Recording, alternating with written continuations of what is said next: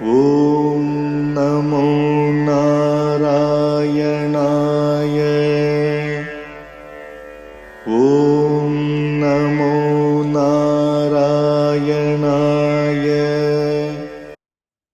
Asmad-gurubhyo namaha, Asmad-paramagurubhyo namaha, Asmad-sarvagurubhyo namaha. Continuing on with Prapanna Parijata. Chapter 3. On the right of practice. So I guess the right of practice means the qualification for someone to practice property. The qualification of one who is entitled to this property is as follows. All members of all castes who are unable to adopt any other means and have desires to fulfill and are entitled to property if they possess sattvic qualities. Okay, so there's some caveats here. The Vatsavaracharya here he's describing the persons who are qualified in terms of Varnashram here, members of all the castes. In the Varnashram system, there are 4 distinct castes: Brahmanas, Kshatriyas, Vaishyas, and Shudras. So this is unlike the Brahminical system, the normal system in the Vedas is that those following the Varnashram system, the Brahmins, Kshatriyas, and Vaishyas are the male Brahmins, Kshatriyas, and Vaishyas are called Traivarnikas, and they are the ones who are allowed to be initiated into different forms of Brahma Vidya, the practices of the Vedas. We've seen that originally he's shown Vedic evidence for property, right? So it's also been described as Nyasa Vidya, one of the 32 or 33 Upanishadic Vidyas, methods of attaining liberation. And so it's interesting here that he says all members of all castes, and I'm assuming here it's assumed here that it means male and female members of all castes who are unable to adopt any other means.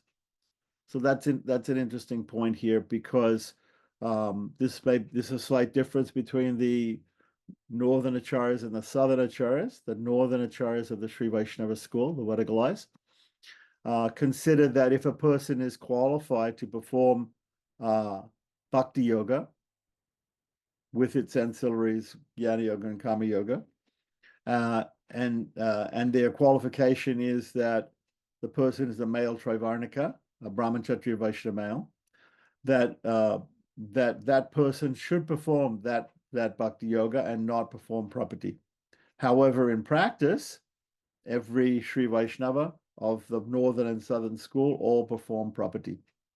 So it seems that although in theory, Vedanta Deshika and the northern acharyas and the northern followers of the Vadagalai school accept that a person who's qualified for bhakti yoga should perform bhakti yoga and not property, in actual practice, they all either consider themselves unqualified enough to only perform property, or they just neglect that whole idea and just perform property anyway. So it's really academic. The whole point of the point being expressed here, who is unable to adopt any other means, is academic. From the southern acharyas, the Tengalai school point of view,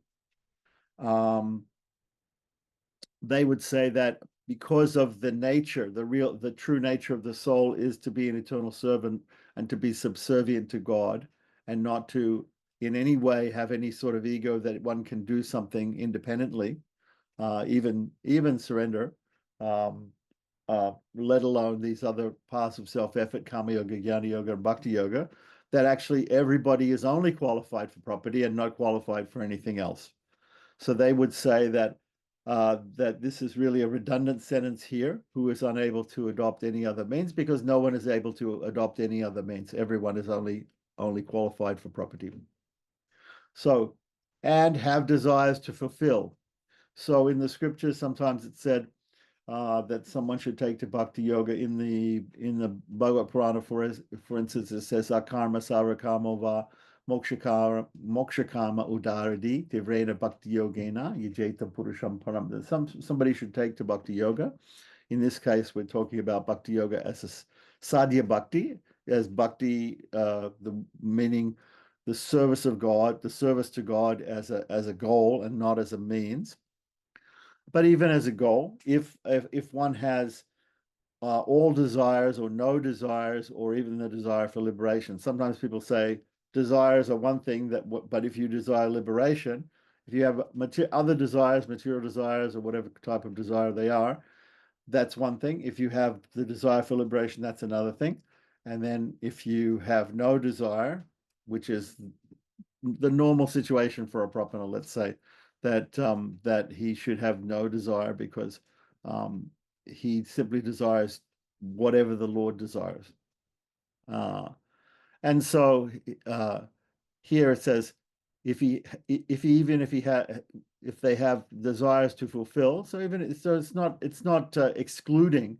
This qualification given here is not excluding those who have all desires, a desire for liberation, or no desires, as stated in the Bhagavatam. They are entitled to property if they possess sattvic qualities. Now, again, this is another caveat which is being given here. If they possess sattvic qualities, arguably we can look and we can find persons who have performed property who perhaps don't perform sattvic qualities. We have a footnote here, so let's have a look at footnote 19 and see what he means by sattvic qualities. So footnote 19, property requires that one practice kindness and compassion to all beings. This can only be achieved if one has some inherent underlying qualities of goodness, honesty, compassion, etc. So again, it's putting some requirement here. This would be ultimately rejected by acharyas of the Southern School, that there is no requirement really for property.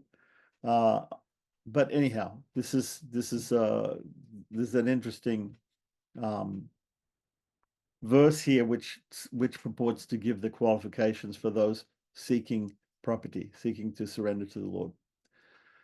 As property yields the fruits of everyone's desire at all places, we can say at all places, at all times, in all circumstances, it is prescribed to all for the achievement of their goals. Okay, so that's interesting because the second verse seems to, in some ways, contradict the first verse, because the first verse was putting some restrictions on some restrictions on who should perform property, whereas the second verse is saying everybody can perform property to achieve all different goals. Verses 3 and 4, the property mantra, Dvaya. So the Dvaya mantra, which is Sriman Narayana Charano Sharanam Prapadye, Srimate Narayanaya Namaha. I surrender unto the 2 feet of Sriman Narayana, that is Narayana associated with the goddess Sri. And I offer my obeisances, I offer my pranams of respects to Sriman Narayana. This Dvaya mantra, which is made up of those 2 sentences, is found in Katavali. Katavali is supposed to be an appendix to the Veda. So and other texts. In the Padma Purana, it is mentioned repeatedly in the discourse between Parashara and Vashishta, along with all its accessory parts. So the angas of a mantra are going to be mentioned here. They are the accessory parts. The name of the rishi, the sage, who saw it, the seer of the mantra, the rishi, who cognized it, its meter, the devata, etc. It is composed of 25 letters, 25 syllables, and as having the same import as the pranava, as the omkara, which is made up of three letters, A, U, and Ma, A-U-M. So there's a couple of footnotes here. Let's have a look at footnote 21. Let's have footnote 20 had to do with what? Had to do with all places in let's have a look at that. So the Sanakumar Samhita, Sahi Sarvatra Sarvesham Sarva Kama Pala Prada.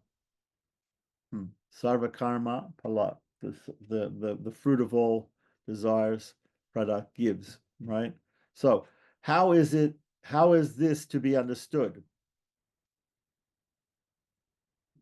How does property assist in the achievement of worldly goals as well as spiritual salvation? Property as refuge connotes acceptance. Refuge, taking refuge, connotes acceptance. The law of karma dictates that all our material happiness and sorrow are due to our previous actions. There is only the play of action and reaction. Success and failure are due to many factors beyond our control. For example, the success of any undertaking is dependent upon A, personal effort, B, the efforts of others, C, circumstances, D, karma, C, the grace of the gods. They're all we can do to succeed is anything is to apply maximum personal effort and then resign ourselves and accept the outcome. This is a form of property. And of course, we have to say that property isn't seen as a process that involves personal effort, actually. But here he's explaining about normal situation where one wants something. One has to apply maximum personal effort, and then the result comes or doesn't come depending upon other circumstances or other factors. It may not grant actual success, but it does grant peace and contentment. That's an interesting point from the Sanat Kumar Samhita. I'm not sure exactly how that relates to the sloka, but in any case, verse 2 here, he's saying because of this quotation from Sanat Kumar Samhita, that property yields all results in all places and all circumstances. Footnote 21, in order for a mantra to be effective, the reciter needs to know the name of the seer or the rishi who cognized the mantra, rishi, the meter, chanda, the devata, its deity, its seed, bija, and the appropriate usage, vinyogaha, the purpose for the mantra. Like that. And footnote 22, pranava is the mystic syllable om. Okay. So text 5. It's also stated therein that everyone is entitled to receive it. Therein means is referring, I believe, to Padma Purana. So we should look up Padma Purana and look up this. It's again unfortunate that we don't have the exact references given here for these different places, but we should check in Padma Purana and we'll find this pramanam, this proof here that everybody is entitled to receive the Dwaya mantra, which means to perform property. So again, the performing of property is being equated with receiving this Dwaya mantra. And it need only be recited once. It need only be recited once. Now, today, there are several different schools of thought amongst Sri Vaishnavas as to how many times the Dwaya mantra should be repeated. And in fact, it's a very common understanding that Ramanuja gave some orders at the time of his passing away that for things that people should do, his followers should do during their lifetimes, such as teaching Sri Bhashya or living in a holy place like a Divyadesham and repeating the Dwaya mantra. So repeating the Dwaya mantra is prescribed by not only by Ramanuja, but also by other acharyas in Sri Vaishnavism. So it's interesting here that it says here it need only be recited once. So the need for reciting the Dwaya mantra is only once, because Property is only once. This is a concept that has to do with property. Property is only performed once, and it's not performed repeated times. So different persons in Sri Vaishnavism have different ideas about this today. Some people will say, okay, it only needs to be done once. It only has to be done once. We only do it once, or that we can do it again. And what's the concept of repeating the Dwaya mantra is to remember the once only time that we perform property or surrender to the Lord. In any case, the important point to be understood here is it only needs to be recited once. Does it need to be recited at all? We would discussing previously about how the property is actually resignation or relinquishment of doership. That I am not the doer, I am not the person who is performing the action, that I'm not the means in any way that to my own salvation, that the Lord is the only means to my salvation. So I'm relinquishing all doership and all ownership of effort. So in that sense, we can say there really isn't any need for it to be said at all. But in the sense of the Krishna Charama Sloka, where Krishna says, Mame kam sharanam vraja, surrender unto me, the word vraja has a mental connotation, vraja meaning to go or to surrender. Here, sharanam vraja means to go and place yourself at the feet of the Lord, of Krishna alone, Mame kam. In that sense, one doesn't have to do that one simply has to realize that one is in that position already. One is the servant of the Lord, one is the property of the Lord.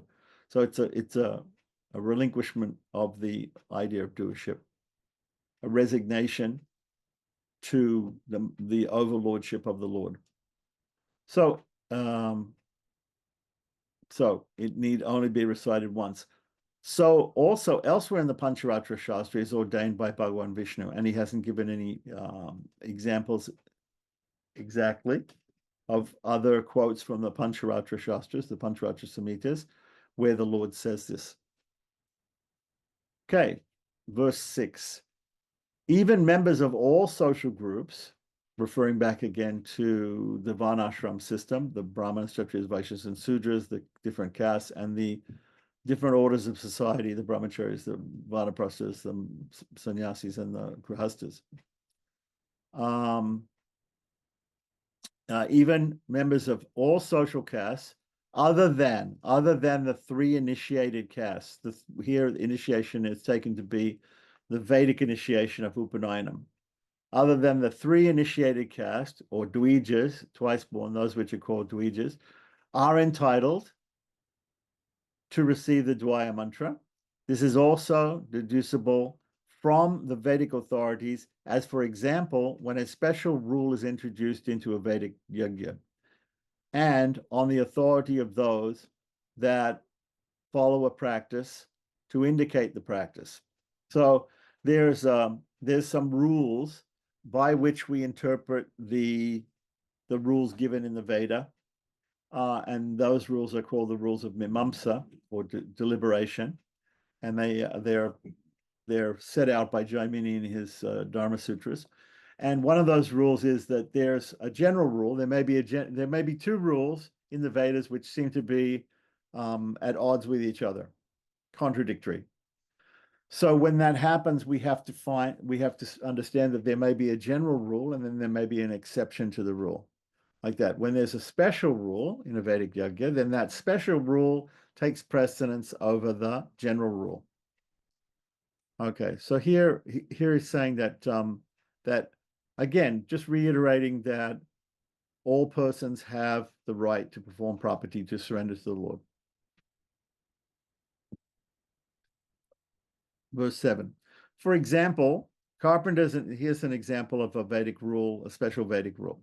So, for example, carpenters and others who are non-Dvijas, they are not part of Brahman, Kshatriya, Vaishya initiated, Vedically initiated castes, have the right to set up consecrated fires, Agnyadana, and participate in other Vedic rituals. And the wife, so here's bringing also about women, the wife of the yajamana, or the sponsor, the host of a yajna, of a sacrifice, has the right to recite the mantra in the ceremony consecrating the clarified butter. Aja Vikshekana, Vishekana, Vishayana, Vekshana, excuse me, Aja Vekshana, and many other instances. So these are just examples of special rules that allow for people who are not usually qualified for a particular Vedic sacrifice or Vedic action to be able to perform that Vedic action, or at least some Vedic action. Verse 8.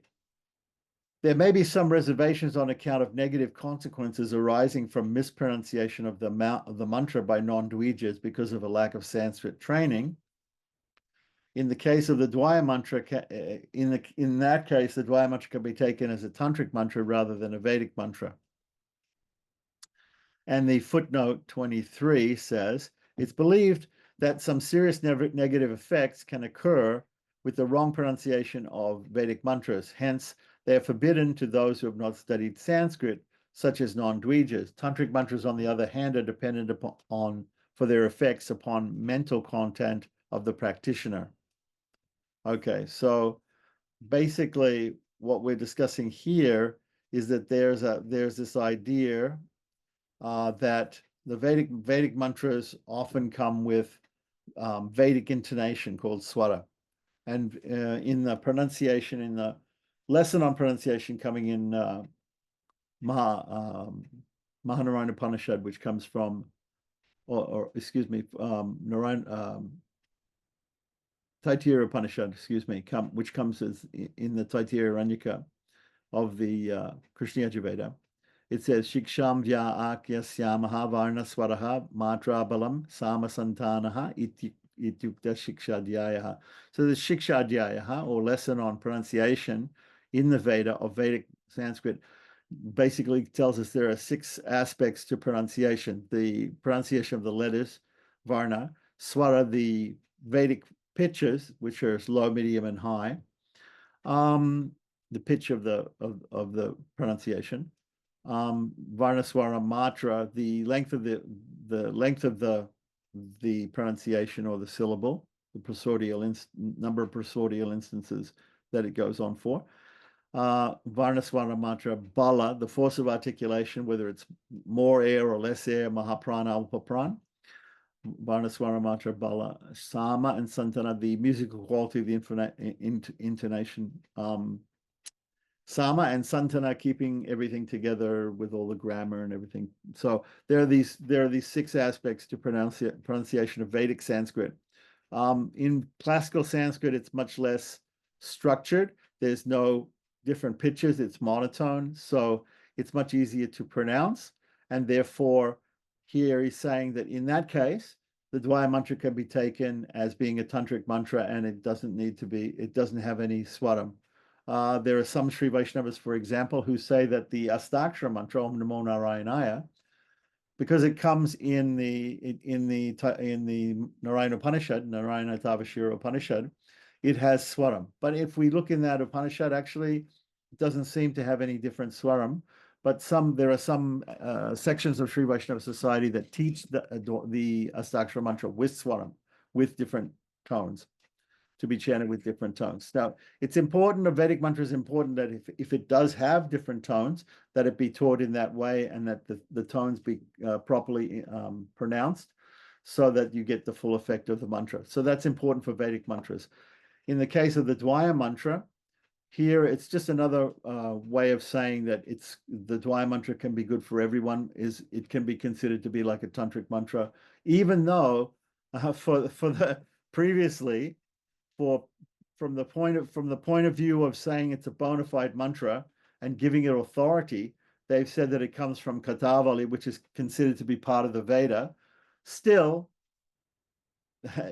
still in the preceding verse, it said, well, we can consider it to be a tantric mantra for the purpose of pronunciation, like that, and therefore everybody can pronounce it.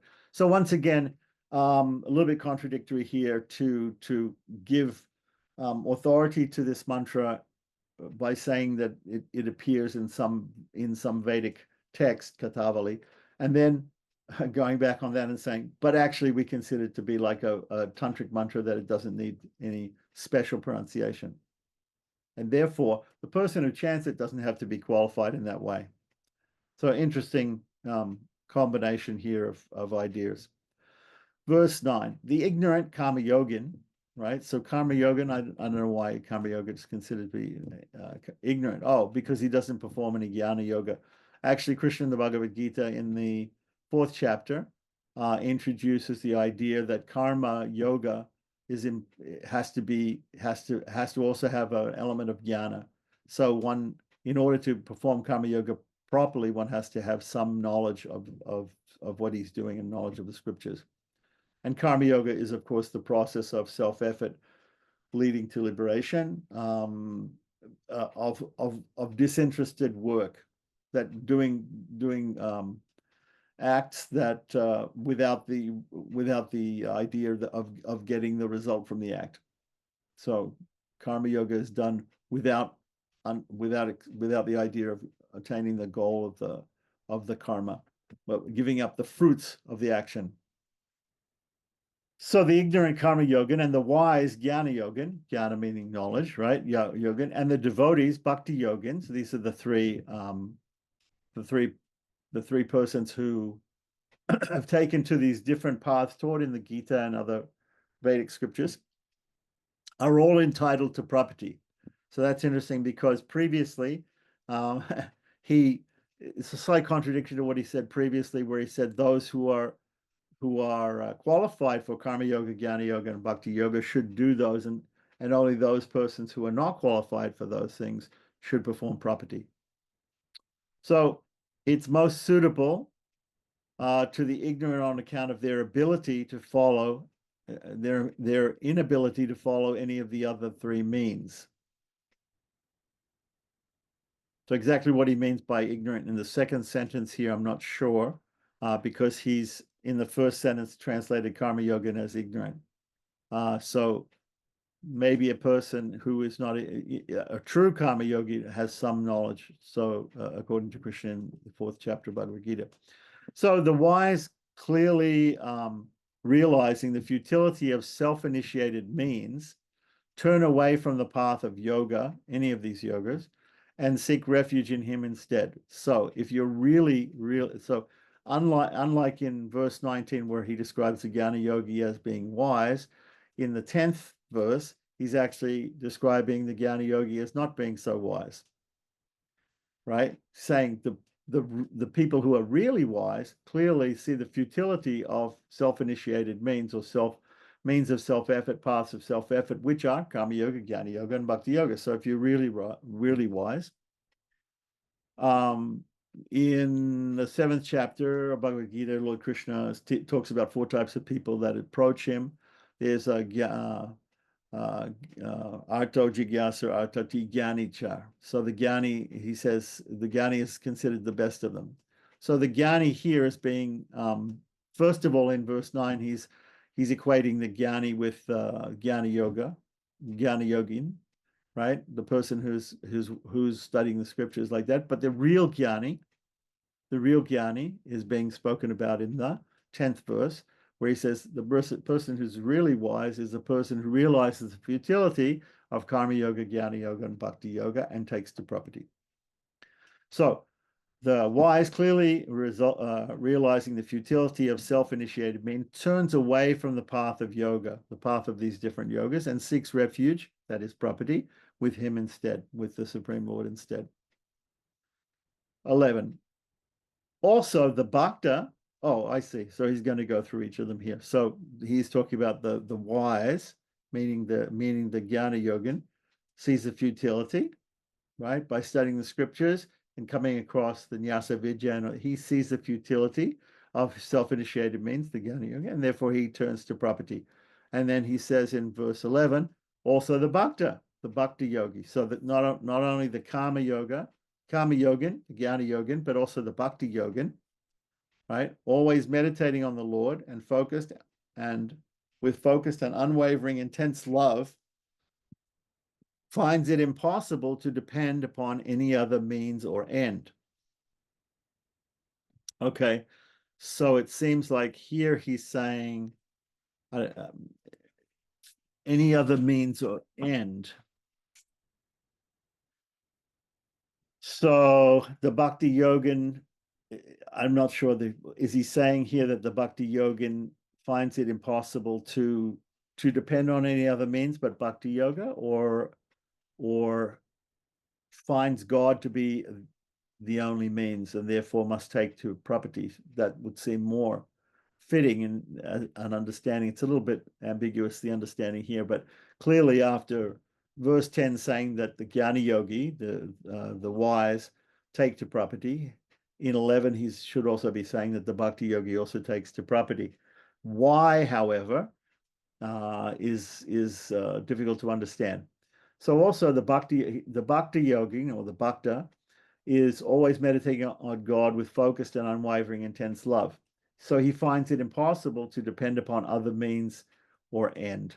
In Mumukshapadi, I believe also, it describes about how the Prapanna has to gets engrossed in the sight of God when he sees God or when he contemplates God, when he's meditating on God, just like here, meditating on God with focused and unwavering intense love, and he realizes the Kalyana Gunas, the Ananta Kalyana Gunas, the unlimited auspicious qualities of God, his beautiful form, and everything. He becomes stunned.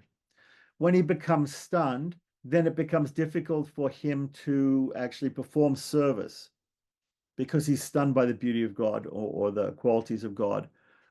So in Mumukshapadi, it describes how that person has to control himself and look to serving the Lord, and overcoming that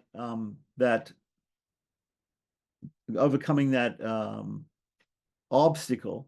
See, becoming stunned by the beauty of God, or meditating on the being focused and unwavering intense love by meditating on God, that becomes actually detrimental to service to God.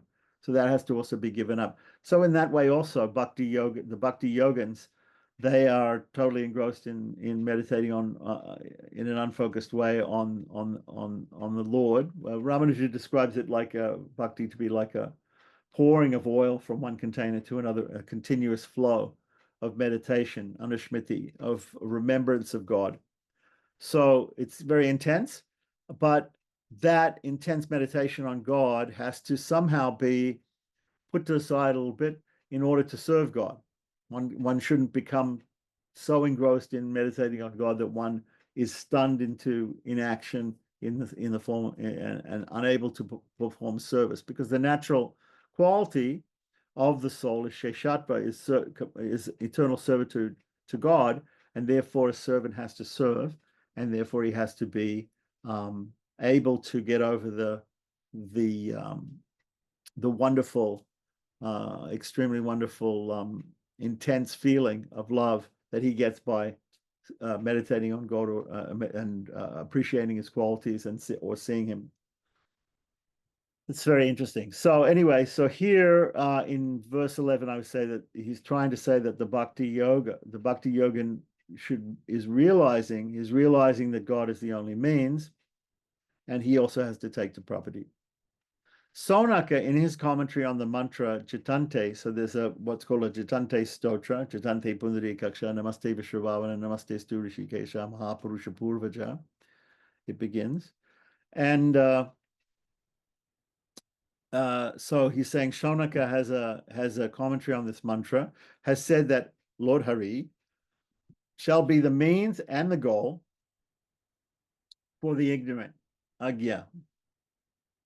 The wise, sarvagya, and the devotees, bhaktas. So here he's equating ignorant with karma yogis, wise as jnana yogis, and devotees as bhaktas. So he's saying that Lord Hari is the means and the goal. So it's understandable for all these yogis, all these followers of different paths of self-effort yoga, karma yoga, jnana yoga, and bhakti yoga. The Lord is indeed the goal, but the understanding of the Jitante Stotra should be that he is also the means. He's also the means, the only means. So when we adopt the Lord as the only means, that is property. That is property, accepting him as the means and not anything that we do or any effort that we make. Verse 13, this property is the refuge of the ignorant, again, referring to the karma yogin. This alone is the refuge of the wise, again, referring to the jnana yogin. This is for those who wish to cross the ocean of samsara, right, who have that desire for liberation. And this is for them also that desire to attain immortality. Immortality, exactly what's meant by immortality here. Sometimes in the scriptures it said he wants to attain immortality just by going to the heavenly planets. But here, immortality, crossing the ocean of samsara means liberation.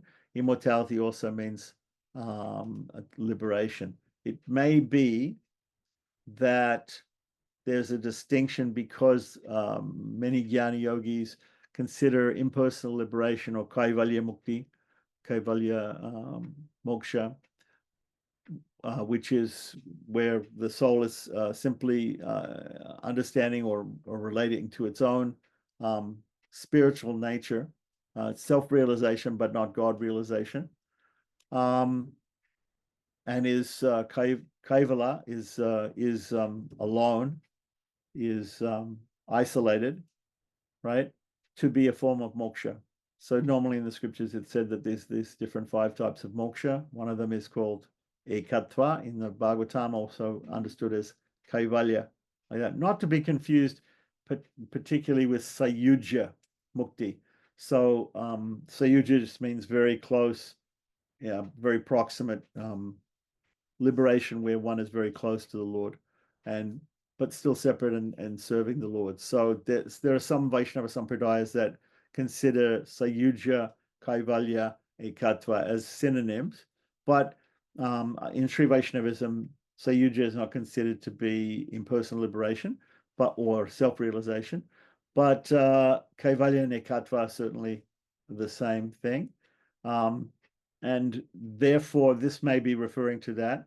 This is for those who wish to cross the ocean of samsara. Certainly, according to, again, the difference between personal liberation and impersonal liberation, let's say, that is the sarupya, samipya, sarsti, salokya liberations, having the same bodily form, same opulences, the same staying in the same world, the same location, planet, Vaikuntha planet, as the Lord. These are considered to be forms of personal liberation.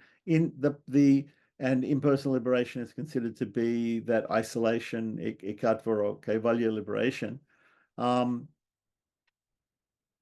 So this is for those who wish to cross the ocean of samsara. According to the southern acharyas of the Sri Vaishnava school, the Tengalaya acharyas, that is also crossing over the ocean of samsara, meaning the wheel of birth and death. One never has to take birth again, as explained in the Vedanta Sutras, in the last of the Vedanta Sutras. No return is the very last sutra in the 4th chapter of Vedanta Sutras, referring to that liberation. So if it's a form of liberation, there's no return. So the southern school of acharyas, Sri Vaishnava acharyas, accept that. They accept that this type of self-realization, kaivalya or ekatva, is that. is beyond the ocean of samsara, the wheel of birth and death. We can also say beyond the Viraja river, the river or ocean that one crosses to go to the spiritual world. And then those who desire immortality, again, immortality only comes with getting beyond transmigration from one body to another body, which happens in the material world, or the Ekapad Vibhuti, the 1/4 of the God's creation, rather than the other Tripad Vibhuti, the 3/4, which is the spiritual world.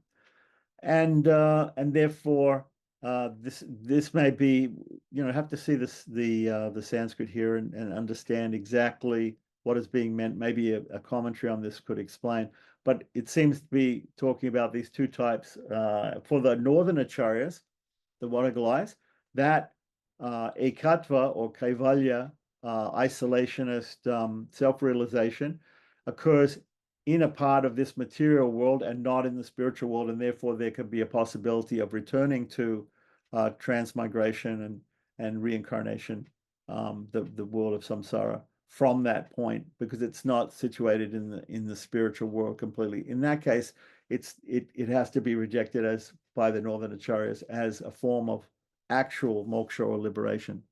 Whereas the southern acharyas say, no, it's a form of liberation, because in the scriptures it's described as a form of liberation. So once again, there's a slight difference between the two schools. In any case, verse 13 here is talking about the karma yogis and the jnana yogis. Both have this desire for liberation, whatever that liberation be, right? And therefore, for them, it's also, property is also the way to do that, to get that. Now, also, verse 14, also in the Lakshmi Tantra, which is a Samhita of the Pancharatra Agama, under property, and where the angas of property are listed, Anukulya Sankalpa, Parikulya Sivarjana, etc., right? It is described that the Shastras or scriptures mention that the persons who have the qualities of faith, etc., are entitled to property. So, yes, so this is the quotation of Lakshmi Tantra here is that verse from the Pancharatra Agama, Anukulya Sankalpa Partikulya Sivarjana, and giving the angas of property, the different limbs of property. Now, again, there's a difference in understanding between the northern acharyas and the southern acharyas of the Sri Vaishnava Sampradaya as to whether those are prerequisites, those different 5 angas of property, or whether those are post-requisites. In other words, do they occur? Are they prerequisites? Somebody has to adopt those, meaning always following what the Lord wants, giving up things that He doesn't want us to do, having great faith in Him, being feeling helpless, and there's one more. So these different aspects, right? Are they prerequisites or post-requisites? The northern acharyas say they're prerequisites, which again would tend to disqualify many people, right? Whereas the southern acharyas say no, because we understand the property is for all people and there's no qualification for it. Why? Because it's being performed by the Lord Himself. The Lord is the means; He's the actual doer, and not the individual soul. And it's simply a recognition of being His servant, right? Therefore, there is no pre-qualification. These things, if they're considered to be parts of property, angas of property, they will naturally accrue. They will naturally come about after the living being has this realization that he's completely dependent on the Lord. Naturally, during his lifetime, he'll tend towards these aspects of always following what the Lord wants, having great faith in Him, giving up what the Lord doesn't want, etc. So again, a slight difference between the northern and southern schools' approach to this. In the Pancharatra Shastra, in text 15, Bhagavan, the Supreme Lord, says to the attentive Vishvaksena that one who takes refuge in this way has accomplished the object of his pursuit. So once one takes refuge in this way, this resignation that the Lord is my only means, right? He's actually obtained his goal. Because anything that the Lord takes up, right? The Lord has this quality of satya sankalpa, and his quality of satya sankalpa means that whatever he desires automatically succeeds.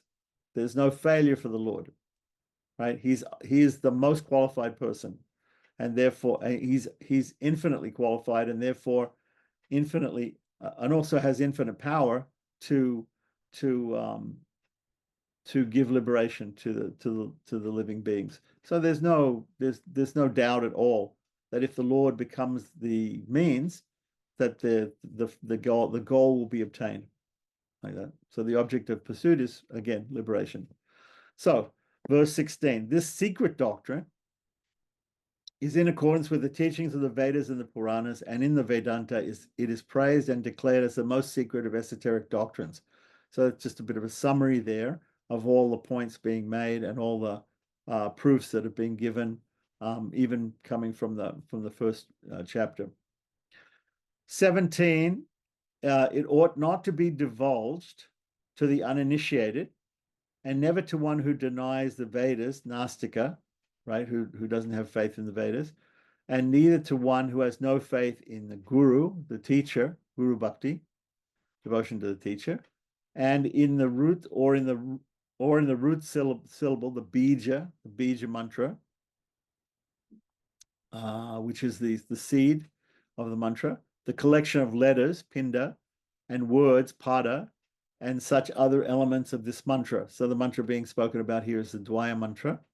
So we should understand from, I believe, Padma Purana, we should look it up, and we should see all the bija, the pinda, the pada elements of the different of this mantra. So one way to understand the mantra is to read the Rahasya Granthas. In the case of the most important Rahasya Grantha for the Southern School Acharyas is the Mumukshapadi by Pillai Lokacharya with a commentary by Manavala Munigal.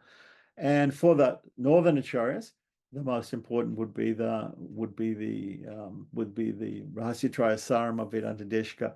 Both of them explain in detail all these aspects of the Dvaya mantra and also the Astakshara mantra, also the Charma Sloka. But specifically here, we're talking about the Dvaya mantra, which is the essence of property, the essence of Saranagati or surrender. And again, just like in the end of Bhagavad Gita at the end, after the Charma Sloka 1866 of chapter 18, verse 66 of Bhagavad Gita, Lord Krishna says, this secret should not be divulged to those who don't have faith. So it should not be, here it's saying it should not be divulged to those who don't have faith in the Vedas, because the Veda ultimately property is Nyasa Vidya. It has we've shown the proof that it has authority coming from the Vedas, and therefore, if somebody doesn't accept the Vedas, this should not be explained to him, and it should not be divulged to somebody who is uninitiated. So this is accepted pretty much traditionally, that these sort of truths should not be divulged to those who are not initiated. So all persons who are watching on YouTube, please get initiated and then understand property like that. So that's what he's saying. It's interesting, the interesting thing here is looking at it from the point of view of Nadaduramal. Vatsavartacharya is an acharya who came quite soon after Ramanuja. And interesting that video that we saw of Lakshmi Tadacharya was explaining about how he feels that Nadaduramal Vatsavartacharya was actually the genesis. So he actually had the ideas that were written down by Sudarshana Bhatta, Shrudapakashika Bhatta in his commentary on Ramanuja's Sribhashya. So he credits M.A. Lakshmitadacharya was crediting Vatsavaracharya Nadadhur Amal with those ideas, you know, from the commentary on Sri Bhashya. Mm-hmm. Did you see that video? Yeah, but it still seems that well, he was following the lineage of Vedanta Deshika, isn't it? Well, he's Or he before had some of the he's ideas. before Vedanta Deshika, so you have to say he's a proto Wadagalai. Yeah, he's a proto, exactly. So it means that these ideas very quickly, there was kind of like developing a little bit of a split very quickly after Ramanuja, unless they're saying that, you know, a lot of these ideas was also attributed to Ramanuja. Like, for instance, how he's talking about, you know, having, you know, prerequisites and things like that. Right, prerequisite, post-requisite. Is it actually available for everybody? Should everybody take to property, or should the people who are qualified for Bhakti Yoga, should they take to Bhakti Yoga? Yes. So these are the sort of undefined issues that came right after Ramanuja. So they began to be worked out in the coming generations after Ramanuja, and then they finally, with Vedanta Deshika and Pillai Lokacharya, got there. They went their separate ways on those issues, and formed the two different schools. White. Some of these issues are really black and white. Either everybody's qualified for property, or they're not. Right? You can, if you say there's one person, there's a group. If you don't have subject qualities, you're not qualified for property. If you don't follow the angas of property, if you don't have these prerequisites of always following what the Lord wants, never doing what He doesn't want, or not having extreme faith that He'll save you, not being helpless, you know, all these sort of things. If you don't have all those qualities, then you're not qualified for property. You know, in that case, then see. What I look at is, I look at Sri Vaishnava society as well as the books, right? As well as the books. The books say one thing, but how they act is another thing, right? They act as though everybody's qualified for property. They don't deny even this idea here in this book about this shouldn't be preached to people who are uninitiated. Okay, maybe years ago, you know, it was very, very strict, and you know, even today online, you know, if you want to take a course or something, or join a group or something like that discusses Mumukshapati or Rahasitrayasar, they'll ask you, who's your acharya? Did you take Samashrayanam? If you didn't, they'll say no. But you know, it's out there. If you look at coil.org and go to archive. You can download Mumukshapati, you can download Rahasitrayasar, you can read it, you can study it like that. You don't have to be, you could be an atheist and study it, right? You have Western scholars translating Mumukshapati. Okay. Srivachana Bhushanam. Okay. So in what way is it restricted now? It's not. Yeah. So yeah, in theory, the book says, yeah, it should be restricted. The same thing in Bhagavad Gita. Who has not read Bhagavad Gita? But in the end, why? Here's a good question for Krishna. At the end of the Bhagavad Gita, Krishna says to Arjuna, this science should not be spoken to those who don't have faith. It's a little late, isn't it, to say that at the end of the book? Right? Yeah. So in other words, like, you know, shouldn't that be in the beginning of the book? Yeah. Does Krishna really care if you preach the Bhagavad Gita to anybody? No, I don't think so. Like that. Now, will it be effective to teach Bhagavad Gita to anybody, or to teach about property to people who have no faith in the Vedas or whatever? It may not be effective, but I don't know. And again, you may have, you know, harken back to that story of Ramanuja giving the mantra to everybody from the top of the tower, right? He was told not to do it, and he did it. like that. So it seems Yeah. like actually not just Sri Vaishnavism, but Vaishnavism in general is full of these prohibitions that gurus and teachers are giving these prohibitions, starting with Krishna. Don't teach this to people who are not faithful. And yet, what do people do? What do Vaishnavas do? They go and print billions of Bhagavad Gitas and give them to Yeah, and that's anybody why and everybody. we always say that Vaishnavas are more merciful even than Krishna. That's the other thing. Well, yeah, but and then Krishna, but then why Vaishnavacharyas, certain Vaishnavacharyas will say, no, you got to be initiated before you read this, or you have to, yeah. Yeah, So yeah, there's certain people like that. I guess you must have some faith, and I guess it starts with, if you're approaching a guru and taking initiation, you have some faith, because if you don't have any faith, it'll be very, very difficult for you to. It's already difficult for people to understand and realize property. Yeah, But what you ask me if you put this on YouTube or if you put out a book or something like that, who's going to buy a book and read it and study it if they don't have a little faith, right? yeah, So you exactly. okay, so what does that mean in terms of Bhagavad Gita itself? Like I said, in the 7th chapter, Krishna says, Arto Jigyasa Artati Gyani, right? So Yeah, a Gyani is one who's in knowledge. That person who's in knowledge approaches the Lord. Okay, he knows I have to surrender, I have to do karma yoga, jnana yoga, bhakti yoga, whatever I want, whatever. I have some faith in the scriptures that these methods, karma yoga, jnana yoga, bhakti yoga, acharya property or actual property, right? These are the 5 methods. I have faith in that because I've read that in the scriptures and I've understood that philosophically and intellectually, and therefore I'm going to do that. That's the Jnani. The other 3 guys, they are looking for relief from suffering. They're looking for to increase wealth, or they're looking for some material gain. Arto Jigyasa, Artati, right? And Jnani, right? So Arto Jigyasa, somebody who's just inquisitive. He might be interested. He's inquisitive, okay? The inquisitive person is not, he's not initiated.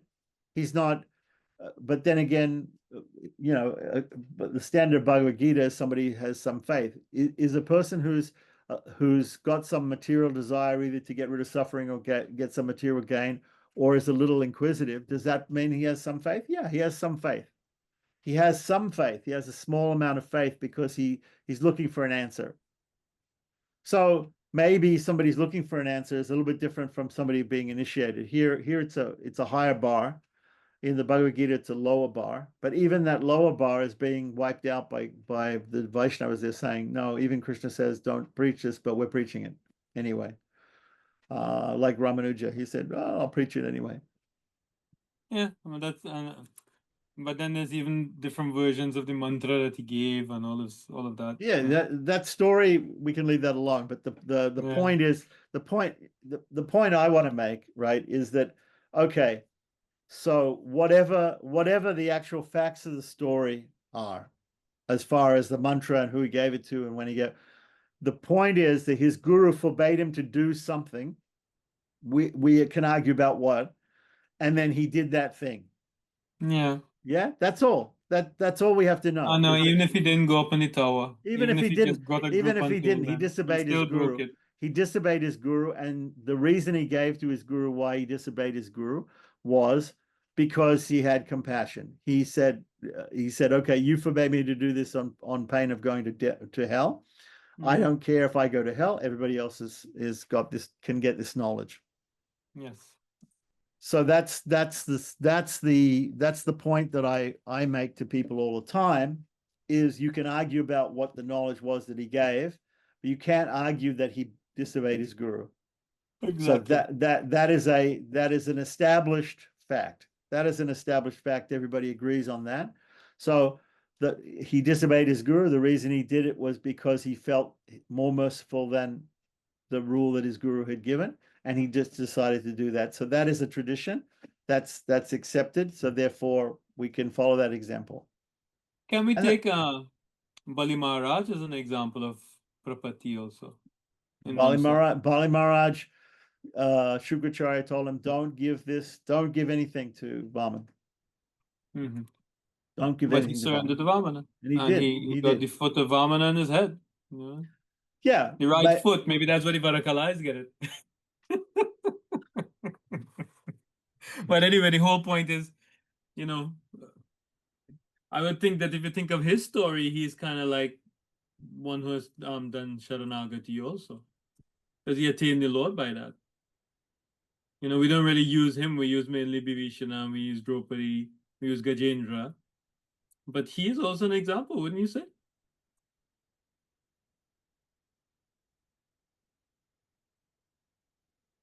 Yeah, I mean, in the sense, okay, because okay, so Vibhisha is a better example. You know, these other examples given by Sri Vaishnavas are given for a reason. They're better examples of property than Bali.